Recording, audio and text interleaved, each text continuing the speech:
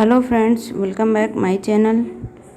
आज मैं आपके लिए लेकर आई हूँ केक की रेसिपी, जिसको बिल्कुल सही मेजरिंग के साथ हम बनाएंगे। ये बहुत ही टेस्टी है और आप देख ही रहे हैं ये कितना स्पंजी भी है। आप इसको सूखा भी खा सकते हैं। तो आइए वीडियो शुरू करते हैं। सबसे पहले मैंने एक केक टिन लिया है। आपके पास अगर इस तरह का केक टिन ना हो तो आप कोई भी गहरा बर्तन ले लें, जिससे कि तली बिल्कुल नीचे की प्लेन हो, गोल ना हो। और इसमें पहले इस तरह से तेल लगा दें चारों तरफ। याद रखें, इसमें मस्टर्ड ऑयल बिल्कुल ही मत टच करें। आप इसमें देसी घी, बटर या वाइट ऑयल लगा सकते हैं।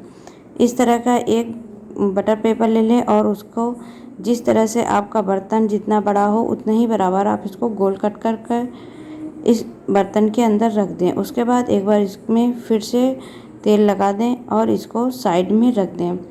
बटर पेपर लगाने से आपका केक बर्तन में चिपकेगा नहीं, इसलिए बटर पेपर लगाना बहुत ज़रूरी है।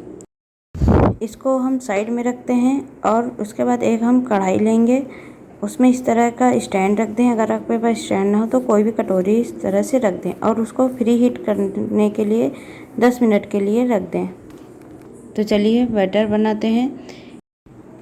1 टेबल स्पून मैंने अनसाल्टेड बटर लिया है और 2 टेबल स्पून मैंने ऑयल लिया है। ये रिफाइंड ऑयल है और इसमें भी आप मस्टर्ड ऑयल यूज मत करें। Half cup condense milk add करेंगे और इस कप को भी मैंने अच्छे से क्लीन करके भी इसमें डाल दिया है। अब इसको अच्छे से मिक्स कर लें।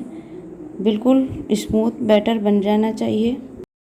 ये देखिए, आप देख सकते हैं कि किस तरह से कितनी स्पीड से इसको मिक्स करना है। एक भी गुलथी नहीं रहनी चाहिए। इस तरह से ऐसे फेंट लें। इसके बाद हम चलते हैं सूखे बैटर की तरफ, यानी मैदा की तरफ। 1 कप मैदा ऐड करेंगे और 1/4 कप मैंने पीसी शक्कर ली है। इसको फाइन पीस लें और अच्छे से चाल लें, उसके बाद ही इसमें डालें। और मैंने 1 टीस्पून बेकिंग पाउडर यूज किया है, आधा टीस्पून बेकिंग सोडा यूज किया है और ये सारी चीज़ों को डालकर एक साथ छान लें। आप चाहे तो किसी अलग बर्तन में भी इसको छान कर रख सकते हैं, उसके बाद इसमें मिला दें। लेकिन सारी चीज़ें डालकर ही अच्छे से छान लें, क्योंकि छानने से सारी चीज़ें अच्छे से मिक्स हो जाएंगी और इसमें जो गुलथियाँ हैं वो भी निकल जाएंगी। ये देखिए, इस तरह से बर्तन मेरा छोटा था तो मैंने इस तरह से इसको छान लिया है। पहले इसको अच्छे से मिक्स कर लेंगे। उसके बाद हम इसमें दूध ऐड करेंगे। मैंने इसमें ऐड करने के लिए 1 कप दूध लिया है, लेकिन इसमें थोड़ा थोड़ा ही दूध ऐड करेंगे क्योंकि पूरा दूध इसमें नहीं जाएगा। स्मूथ बैटर बनने तक ही हम इसमें दूध डालेंगे। गुलथियाँ ना पड़े इसकी वजह से मैं इसमें विस्कर से अच्छे से मिक्स कर लूँगी और सारी गुलथियाँ मिट जाएंगी। उसके बाद मैंने इसमें आधा टीस्पून वनीला एसेंस डाला है। आप चाहें तो कोई भी एसेंस इसमें डाल सकते हैं, ये बिल्कुल ऑप्शनल है। ये देखिए, इसमें मैंने थोड़ा थोड़ा दूध ऐड करके स्मूथ बैटर बना लिया है। आप देख सकते हैं, ये देखिए इस तरह से स्मूथ बैटर बनना चाहिए। अब मैं विस्कर को हटा दूंगी और इस प्याले को अच्छे से क्लीन कर लूँगी। उसके बाद हम इसको मोल्ड में डाल देंगे। मैंने बैटर बनाने के लिए 1 कप दूध लिया था, उसमें से 1/4 कप दूध बच गया है। इसी तरह से आप भी यूज करें, हो सकता है आपका भी बच जाए। अब मैं इस मोल्ड में केक बैटर को डाल दूंगी और बिना देर करे इसको मैं कढ़ाई में रख दूंगी। इस तरह से आप भी क्लीन कर लें। उसके बाद अच्छे से टैप कर लें। मोल्ड को टैप करना बहुत ज़रूरी है, वरना अंदर बबल बन जाएंगे तो अच्छे से पकेगा नहीं। ये देखिए, इस तरह से इसको टैप कर लें। अब चलते हैं कढ़ाई में, इसको रख देते हैं। इसको 30 से 45 मिनट तक मीडियम आंच तक पकने देंगे।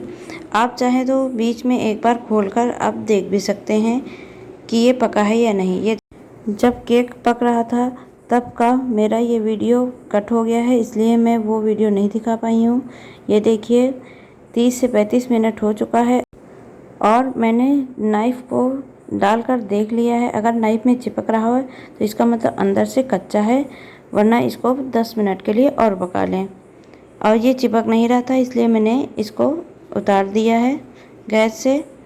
अब हम इसके किनारे कट कर लेंगे और उसके बाद इसको कंप्लीट ठंडा होने देंगे। जब ये बिल्कुल ठंडा हो जाएगा तब हम इस मोल्ड को हटाएंगे। आप चाहे तो ये कट बाद में भी कर सकते हैं। ये देखिए मैंने आधे घंटे से इसको रखा रहने दिया, उसके बाद मैंने इस मोल्ड को हटाया है और आप देख सकते हैं ये देखिए बिल्कुल भी चिपका नहीं है और ये काफ़ी स्पंजी है। ये बीच में थोड़ा सा टाइट है। आप इस तरह से इसको कट कर दें और उसके बाद आप इसमें क्रीम लगा सकते हैं।